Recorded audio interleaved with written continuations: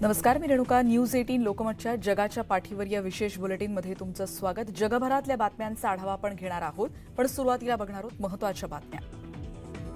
महत्त्वाच्या बातम्या.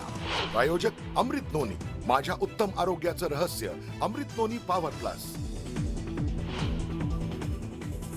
धरणफुटीच्या घटनेमुळे युक्रेनमधल्या खेरसन शहराला पुराचा जोरदार फटका. निपर नदीच्या धरणावरील पाणी रस्त्यावर आणि घरांमध्येही शिरलं. 3000 लोकांना सुखरूपपणे बाहेर काढण्यात यश. बचाव कार्य अजूनही सुरू. इटलीचे माजी पंतप्रधान सिल्विओ बर्लुस्कोनी यांचं निधन. वयाच्या 86व्या वर्षी घेतला अखेरचा श्वास.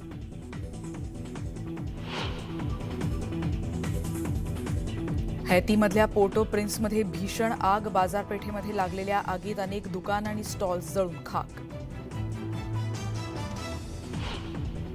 कॅनडातल्या जंगलातल्या वणव्यातून धुराचे प्रचंड लोट. अमेरिकेसह कॅनडातील लाखो नागरिकांचं दैनंदिन जीवन विस्कळीत. आगीमुळे 20,000 नागरिकांचं विस्थापित. आणि निसर्गप्रेमींना लवकरच पाहता येणार आर प्लॅनेट या सिरीजचा दुसरा सीझन 14 जूनपासून नेटफ्लिक्सवर उपलब्ध.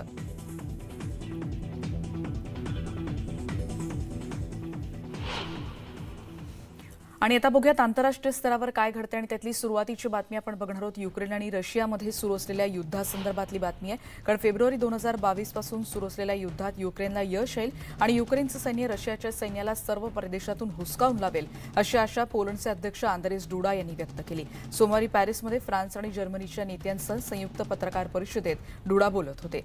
सर्व नाटो सदस्य राष्ट्रांसाठी शांततापूर्ण जीवन गरजेचं आहे आणि त्यामुळे पूर्वेकडच्या बाजूला नाटोची उपस्थिती आणखी मजबूत केली पाहिजे असंही त्यांनी म्हटलं आहे. प्रत्येक नाटो सदस्याला देशाच्या जीडीपीच्या 2% संरक्षण खर्चासाठी योगदान देण्याचं आवाहनही डुडा यांनी केलं. रशियाच्या आक्रमणाविरोधात युक्रेनच्या संरक्षणासाठी जर्मनी, फ्रान्स आणि पोलंड कायमच समर्थन करत राहतील असा पुनरुच्चार जर्मनीचे चान्सलर ओलाफ स्कोल्ज यांनी केला.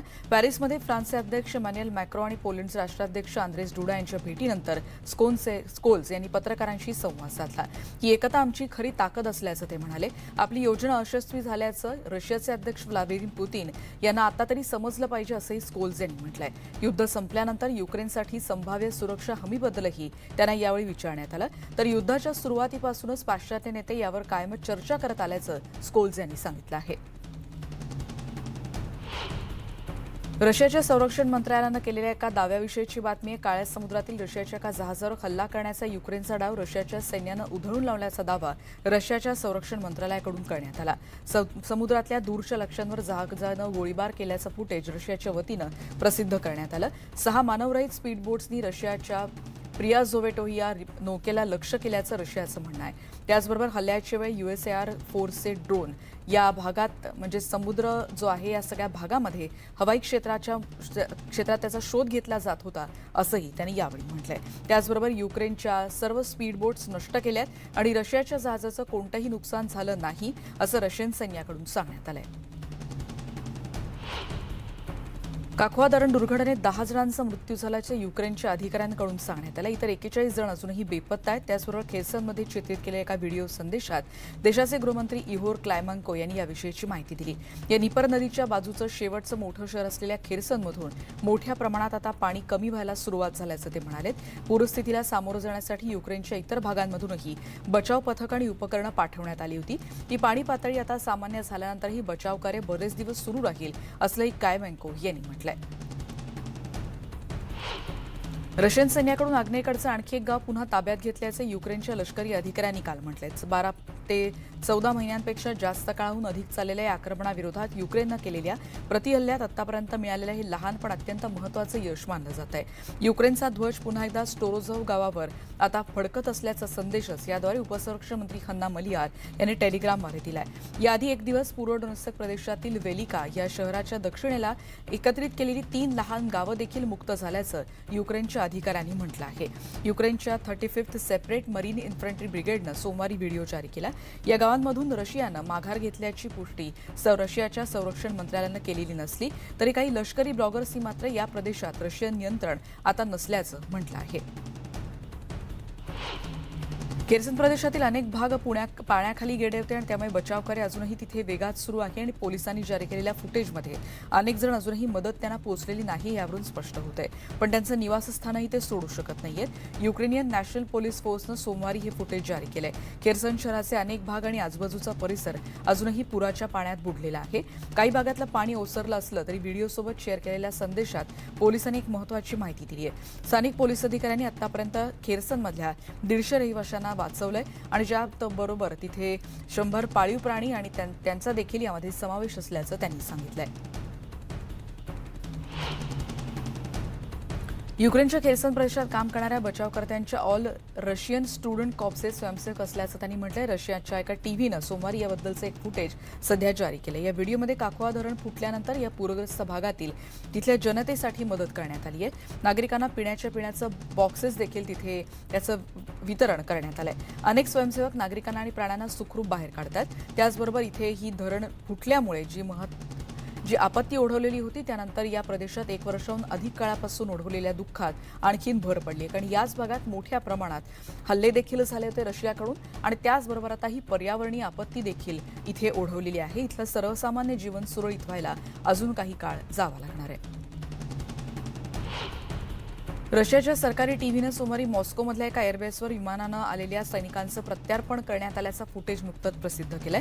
या व्हिडिओमध्ये कैदीतून मुक्त केलेले कैदी हे चकालस्कोव्ही या एअरबेसवर विमानातून बाहेर पडताना दिसत आहेत. रशियाच्या संरक्षण मंत्रालयाकडून बेल्गरोड प्रदेशातील कोलोटिलोका या सीमा चौकीजवळ बसमधून या सैनिकांचं तिथे प्रत्यार्पण करण्यात आल्याचं फुटेज यावेळी प्रदर्शित करण्यात आलंय. रशियानं याविषयीची माहिती दिली. यामध्ये 94 सैनिकांचा समावेश असल्याचं रशियानं म्हटलंय. त्याचबरोबर युक्रेननं म्हटलंय की त्यांच्या 95 सैनिकांना रशियानं सोडलं आहे. राष्ट्राध्यक्ष रशियाचे व्लादिमीर पुतीन यांनी सोमवारी युक्रेनमध्ये जखमी झालेल्या रशियाच्या सैनिकांना पुरस्कार देऊन गौरवलं. लष्करी जवानांना हिरो ऑफ रशिया आणि ऑर्डर्स ऑफ करेजची पदवी देण्यात आली आहे. मॉस्को विभागातील या सेंट्रल मिलिटरी क्लिनिकल हॉस्पिटलमध्ये एका समारंभानंतर पुतीन यांनी तिथल्या जवानांशी संवादही साधला. तेव्हाची दृश्य आपण बघतोय. सैनिकांचं हे कार्य देशासाठी आणि प्रदेशातील जनतेच्या संरक्षणासाठी, त्यांच्या स्वातंत्र्यासाठी आणि त्यांना बळकट करण्यासाठी अतिशय महत्त्वाचं असल्याचं यावेळी पुतीन यांनी म्हटलंय. त्यांच्या बाजूने उभं राहणं हे आपलं कर्तव्य असल्याचंही पुतीन यांनी म्हटलंय. त्याचबरोबर या सैनिकांना पाठिंबा देत त्यांचं कौतुकही केले त्यांनी आणि देशभक्ती आणि मातृभूमीसाठीच त्यांनी खांद्यावर घेतलेली जबाबदारी याबद्दल त्यांनी त्यांची पाठही थोपटलेली आहे. हे लष्करी विजय त्यांच्यामुळे शक्य झाल्याचं देखील त्यांनी म्हटलंय.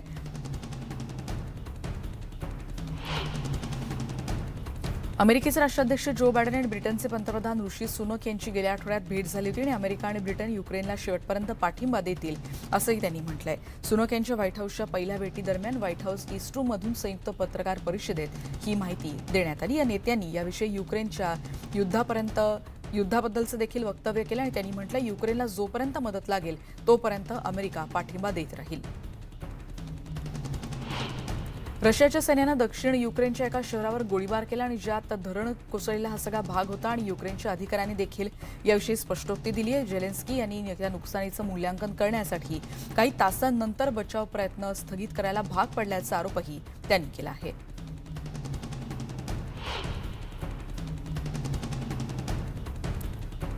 US इंडिया बिझनेस काउन्सिलच्या 48व्या इंडिया आयडियाज समिटमध्ये अमेरिकेचे मुख्य परराष्ट्र मंत्री अँटनी ब्लिंकन यांचं भाषण झालं आणि Washington DC idea exchange summit सध्या सुरू आहे.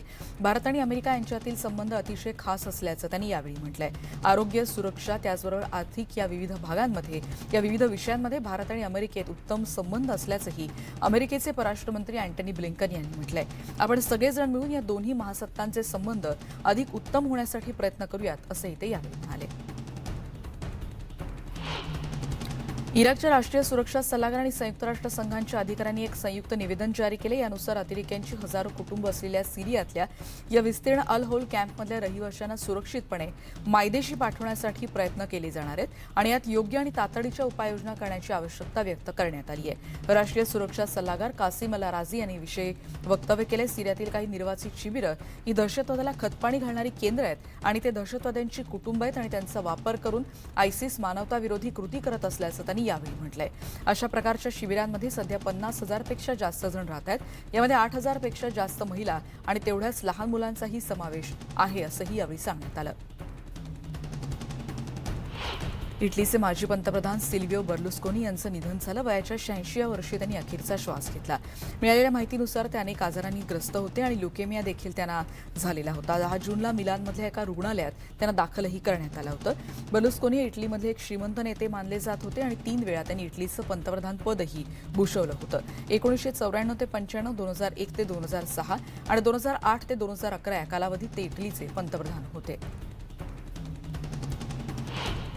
बर्लुस्कोनी यांचे समर्थक मिलानच्या रुग्णालयाबाहेर जमायला सुरुवात झाली. कालपासूनच याच रुग्णालयात त्यांचं सोमवारी निधन झालं.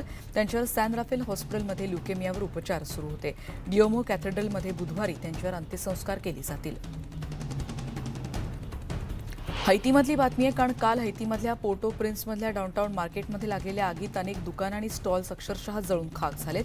सकाळी लागलेल्या आगीत डेल्मासच्या बाजारपेठेतील सुमारे 95% स्टॉल्स जळून खाक झालेत. इतक्या मोठ्या नुकसानामुळे विक्रेते आता हतबल होऊन अक्षरशः रडत होते. सुदैवानं यात कोणीही जखमी झालेलं नाही, पण मोठ्या प्रमाणात इथल्या कापड मार्केटचं नुकसान झालेलं या दृश्यांमध्ये आपण बघतोय. ही दृश्य आहेत डेल्मास मार्केटमधली. डोमिनिकन रिपब्लिकनमधून आलेल्या हैतीमध्ये या सगळ्या कपड्यांची पुनर्विक्री केली जाते. इथे प्रचंड नुकसान या कपड्यांचं झालंय. आगीचं कारण मात्र अजूनही समजू शकलेलं नाही. नाटोच्या इतिहासातील सर्वात मोठा हवाई कवायतींचा सराव यजमान जर्मनीमध्ये सोमवारपासून सुरू झालाय. पहिल्या विमानांचं सोमवारी सकाळी उत्तर जर्मनीतल्या एअरफील्डवरून उड्डाण झालं, अशी माहिती जर्मन हवाई दलाचे प्रमुख लेफ्टनंट जनरल इगो गेहार्ड्स यांनी म्हटलंय. सुमारे 10,000 सैनिक यावेळी उपस्थित आहेत. 25 राष्ट्रांमधील 250 विमानं आणि त्याचबरोबर नाटो सदस्यांवरील हल्ल्याला प्रतिसाद देण्याचा सराव यावेळी केला जाणार आहे.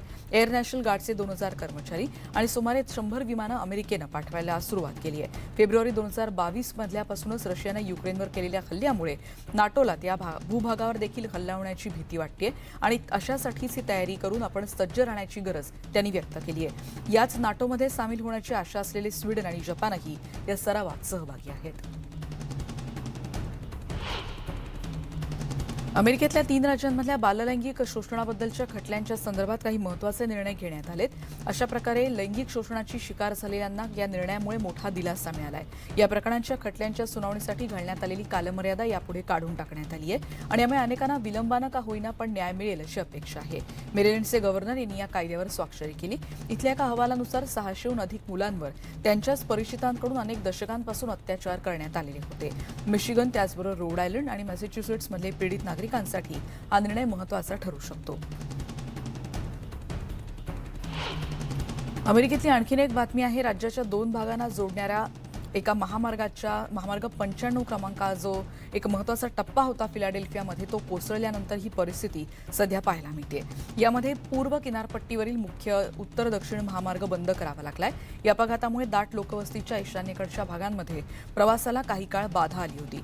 रविवारी पहाटे एका वाहनाला आग लागल्यानंतर ही दुर्घटना घडल्याचं अधिकाऱ्यांनी सांगितलं. आयोवामध्ये पडझड झालेल्या 6 मजली इमारतीचे अवशेष पाडण्यास सोमवार सकाळपासून सुरुवात करण्यात आली. 2 आठवड्यांपासून या अर्धवट कोसळलेल्या इमारतीत 3घांचा मृत्यू झाला आणि अनेक जण बेघर झाले होते. 116 वर्ष जुनी असलेली ही संरचना, ज्याच्यामध्ये जुन्या पद्धतीनं वीट, पोलाद आणि कॉन्क्रीटची रचना नष्ट करण्यासाठी कामगारांनी मोठ्या उत्खनन यंत्रांचा वापर केलेला आहे. ही प्रक्रिया पूर्ण व्हायला काही आठवडे लागतील असं अधिकाऱ्यांनी म्हटलंय. ही इमारत शहराच्या मध्यभागी असल्यानं हे काम मोठं कठीण ठरणार आहे.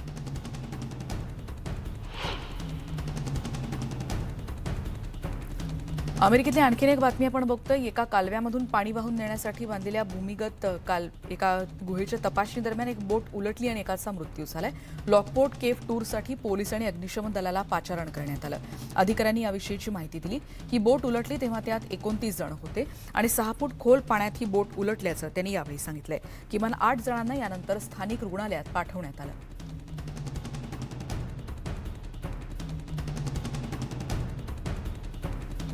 पद्धतीनं अमेरिकेपर्यंत धुराचे लोट पोहोचलेत ही बातमी आपण बघणार आहोत.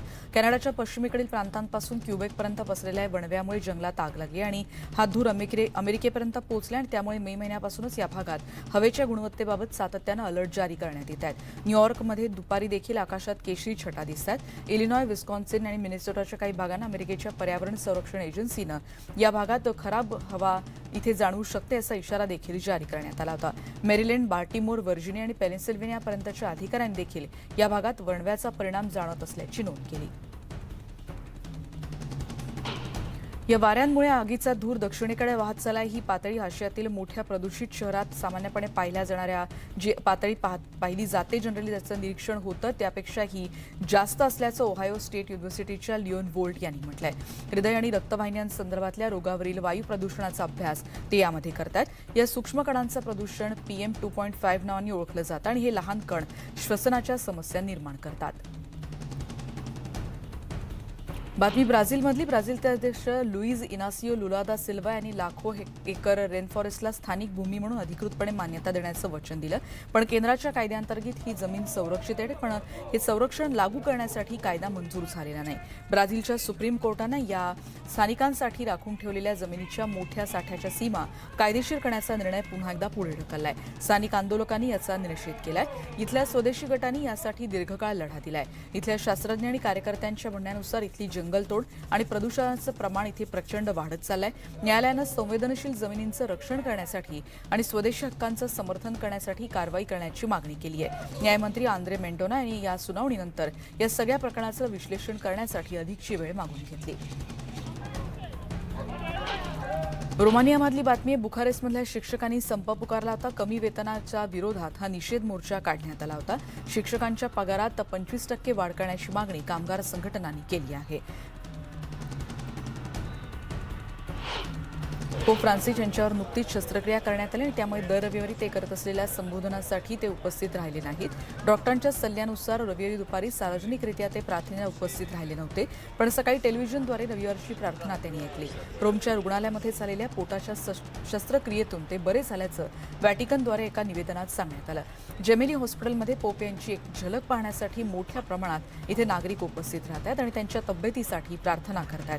पोप दिसले नाहीत तरी चालेल, पण त्यांनी त्यांच्या आरोग्यासाठी प्रार्थना केली आहे. फ्रान्सिस यांनी डॉक्टर, परिचारिका आणि इतर वैद्यकीय कर्मचारी आणि त्यांच्या व्हॅटिकनच्या सुरक्षा सदस्यांसोबत एकत्र जेवण केल्याचं देखील व्हॅटिकनकडून सांगण्यात आलं.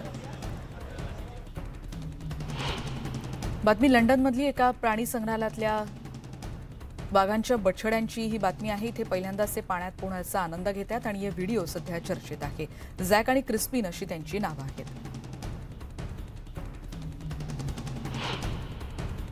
न्यूयॉर्कमधली बातमी आहे. इथे एक पॉपअप इव्हेंट झाला होता ज्याच्यात सेक्स अँड द सिटीच्या चाहत्यांना इथे एक ट्रीट होती अशासाठी, कारण 4 दिवसांच्या फेस्टिवलमध्ये 25व्या वर्धापन दिनानिमित्तानं मॅक्सच्या ओरिजिनल मार्केटिंगचे उपाध्यक्ष डाना फ्लेक्स यांनी याविषयी मत व्यक्त केलं आणि त्याचबरोबर प्रथम येणाऱ्याला प्राधान्य तत्वावर इथे प्रवेश विनामूल्य ठेवण्यात आला होता. सुमारे 20 मिनिटात इथे सुमारे 2,500 तिकिटांची विक्री झाली. 76व्या वार्षिक टोनी पुरस्कारांसाठी न्यूयॉर्कमध्ये हे नुकतेच पुरस्कार पार पडले आणि वॉशिंग्टन हाईट्स परिसरातील युनायटेड पॅलेस थिएटरमध्ये हा कार्यक्रम पार पडला. इथे पर्पल कार्पेटवर सगळे स्टार्स एकत्र आले होते. CBS आणि पॅरामाउंट प्लसवर या टोनी अवॉर्ड्सचं प्रक्षेपण लवकरच केलं जाणार आहे.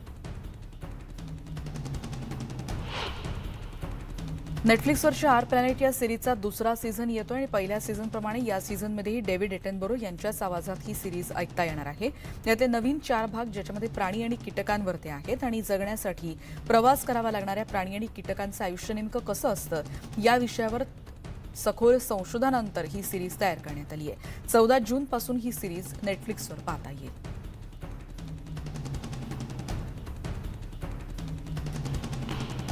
आणि या सगळ्या बातम्यांचा आढावा घेतल्यानंतर जगाच्या पाठीवर या न्यूज 18 लोकमतच्या विशेष बुलेटिनमध्ये आता आपण इथेच थांबतोय. येणाऱ्या बुलेटिनमध्ये इतरही बातम्यांचा आढावा घेत राहणार आहोत. पहा फक्त न्यूज 18 लोकमत.